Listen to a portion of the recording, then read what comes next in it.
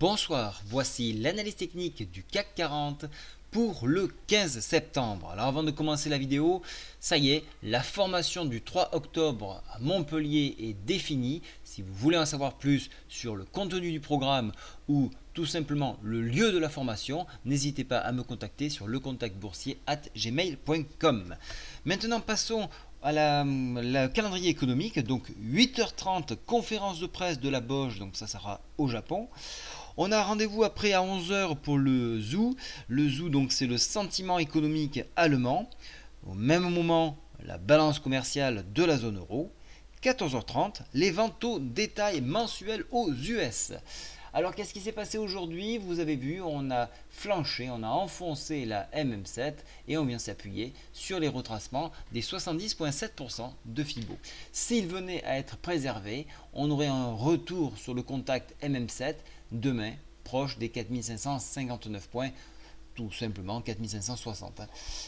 Sur enfoncement de ce retracement Fibo, on pourrait venir chercher un appui sur 4447. Vous voyez que la fourchette reste toujours descendante. On a évité un croisement de moyenne mobile, ce qui aurait nous aurait conforté dans l'idée qu'un mouvement haussier allait reprendre le dessus.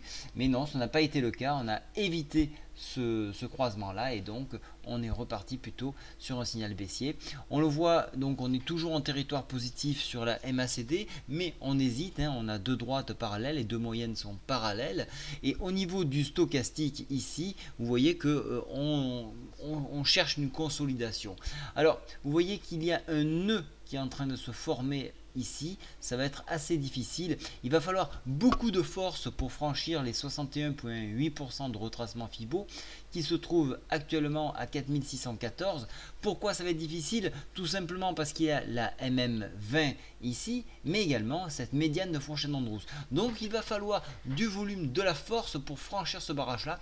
Si toutefois il venait à être franchi, à ce moment-là, on pourrait se donner un objectif bien plus haut à 4730. Bien évidemment, c'est pas pour tout de suite, mais si on encourage, si on est stimulé par le quantitative easing zone euro, à ce moment-là, pourquoi pas envisager un point aussi haut.